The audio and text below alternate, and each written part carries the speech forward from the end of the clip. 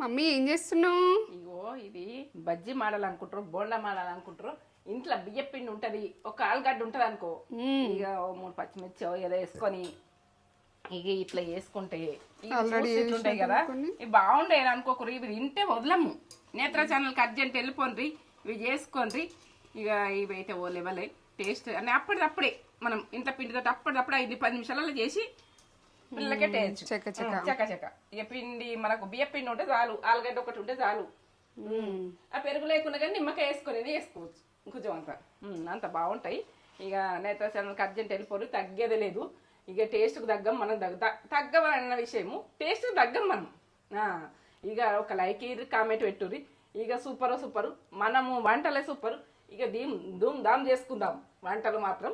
ఇక లేవలే మన వంటలు నేత్ర ఛానల్ అర్జెంట్గా వెళ్ళిపోయి లైక్ కామెంట్ పెట్టుర్రి, సబ్స్క్రైబ్ చేసుకోండి.